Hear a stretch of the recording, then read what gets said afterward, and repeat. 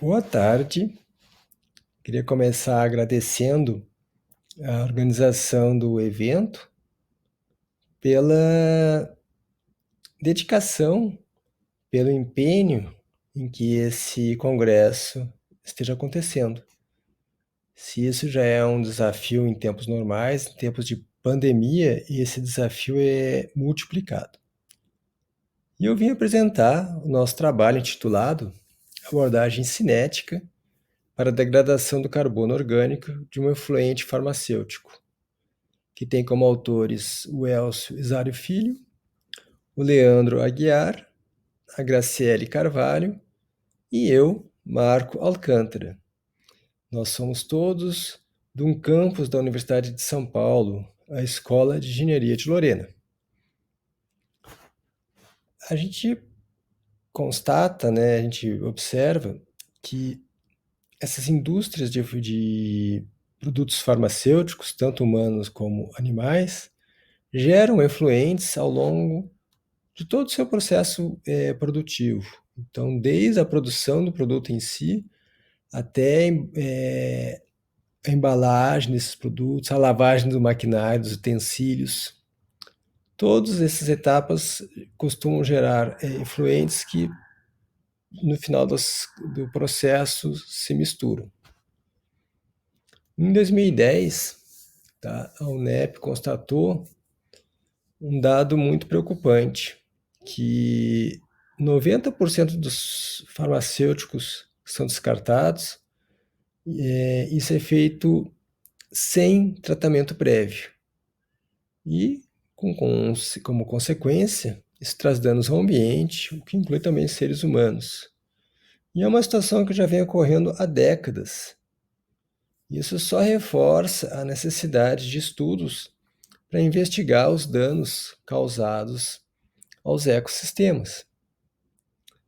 E esses efluentes também farmacêuticos têm uma composição muito variável, tanto em carbono orgânico total, como em demanda química de oxigênio, demanda bioquímica de oxigênio, que pode ser desde teores relativamente baixos até teores elevados. A própria reação demanda química de oxigênio e demanda bioquímica e química de oxigênio também é variável, que é um índice que muitas vezes é utilizado para averiguar a biodegradabilidade desses efluentes. pH também é muito variável. E outros compostos, como nitrogênio amoniacal, fenóis, também podem estar presentes nesses efluentes. E, no caso de efluentes de indústrias farmacêuticas, ele pode ter compostos orgânicos tanto que sejam rapidamente biodegradáveis, como compostos orgânicos recalcitrantes ou mesmo refratários. E esses compostos geralmente não são removidos no tratamento biológico convencional. Esses ingredientes farmacêuticos ativos, além disso, o organismo não consegue metabolizar. E se estima que entre 50% a 90% desses ingredientes farmacêuticos ativos sejam excretados pelo organismo para o ambiente sem alteração e persistam no ambiente. Várias alternativas são usadas. Uma das alternativas muito utilizadas é a incineração, que a gente sabe dos cuidados que tem que ter com a geração de gases, E ela também tem um custo elevado, em muitas situações. Mais recentemente, para tratar esses efluentes, tem-se optado por sistemas de tratamento híbrido,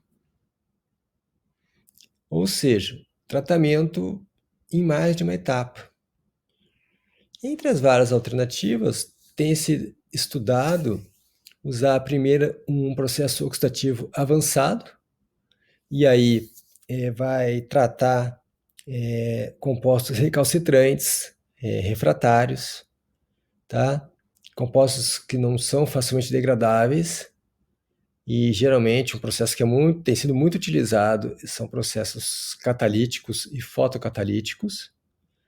E aí, depois dessa etapa, já vai para o tratamento biológico.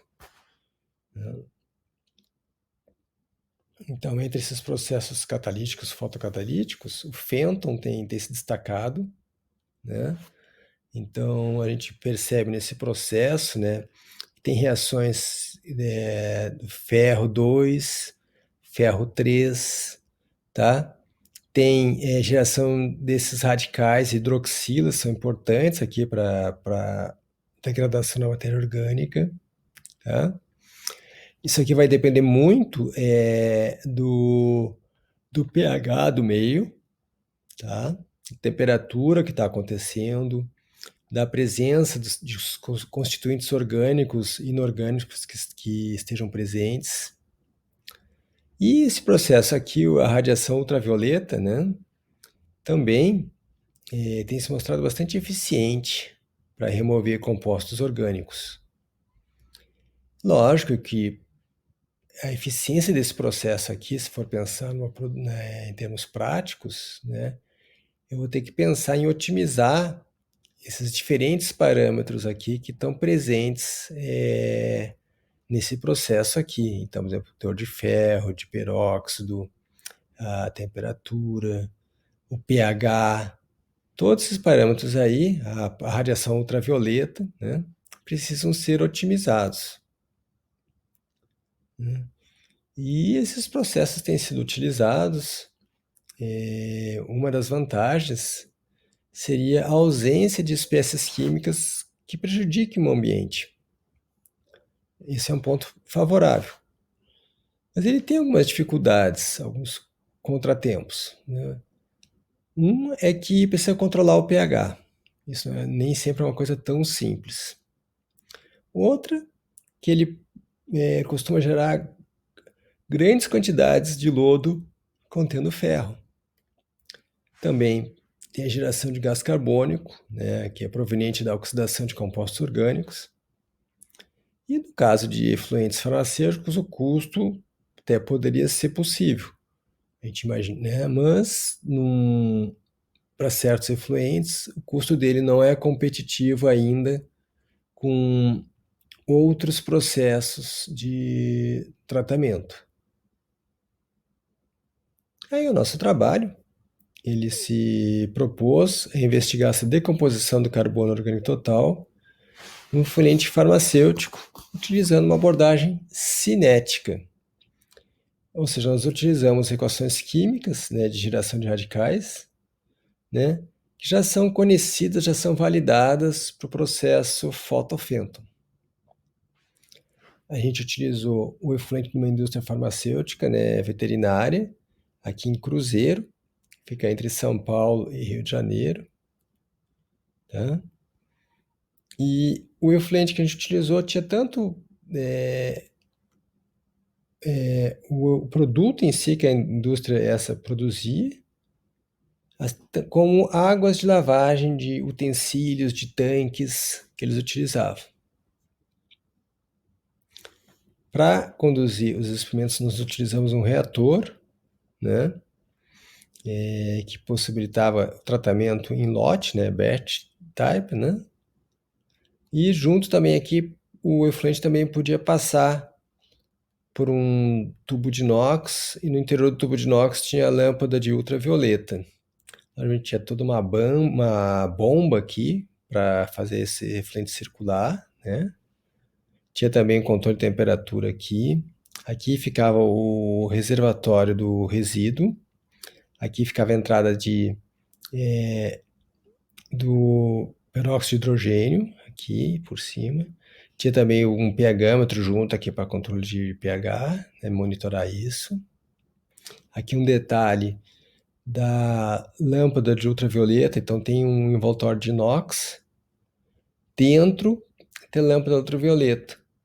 E o efluente passa entre a lâmpada ultravioleta e esse tubo de inox aqui. Então veja que o efluente entra para um lado e sai pelo outro aqui. Então a gente utilizou reagente de fênton, e resoluções para ajuste de pH. Tá? Então, tinha uma série de etapas necessárias para operar esse reator, e o detalhe interessante é que o reagente Fento a gente adicionou no início, nos primeiros 5 minutos, e o controle de pH foi durante o tempo todo. E a cada 10 minutos a gente retirava uma amostrinha de 20 ml para as análises. E a gente analisou como variável resposta o carbono orgânico total e antes e depois do tratamento.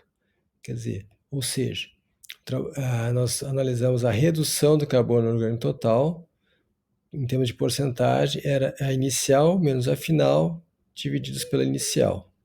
Vezes 100 para dar em porcentagem. E utilizamos um analisador de carbono orgânico total para fazer essas amostras analisadas aqui. Nós distribuímos o nosso experimento num delineamento experimental, tá? L16, e aí nós estudamos esses fatores: temperatura, pH, peróxido de hidrogênio, ferro e ultravioleta, todos eles em 2 níveis. Utilizamos também, pegamos diversas equações que a literatura cita como envolvidas nesse processo oxidativo avançado, né? Pegamos as taxas de reação aqui, tá? As constantes de reação aqui, e vimos os parâmetros para cada uma delas aqui. Aí fizemos o balanço molar para aquelas equações todas lá. Para resolver essas equações todas aqui, utilizamos o MATLAB. Resultados foram bastante promissores, né? A gente observou uma significativa diferença desses efluentes antes de serem tratados e depois de serem tratados. Fizemos uma análise de variância para ver quais fatores eram significativos, e aqui o resultado é interessante. Quando se pegava cada fator desses separadamente, o ferro teve maior influência, seguida da radiação ultravioleta. Tá? Os outros individualmente não eram significativos, mas a interação entre eles era. E isso era motivo, né, que justificava incluir esses outros fatores também no modelo que a gente utilizou. O ajuste dos dados foi muito legal, tá? Foi muito bom. Então aqui nós temos aqui os diferentes experimentos, e no eixo Y a redução percentual de carbono orgânico. As barras escuras obtidas experimentalmente e as claras previstas pelo modelo, né? Para todos os experimentos foi muito próximo. Se a gente fizer um gráfico de dispersão, a gente obtém um R2 0,9997. E aí a gente foi analisar como é que cada parâmetro previsto pelo modelo, daquelas que estava associado com aquelas equações, se comportava. Então, por exemplo, o K4, né, ele foi bastante sensível a essa variação do carbono orgânico total. O outro que foi também foi da degradação do carbono orgânico, né, em presença dos radicais hidroxilas, que foi previsto pelo KD. Tá? Então vejo, a gente estimou uma série de parâmetros, o ajuste foi bom, tá?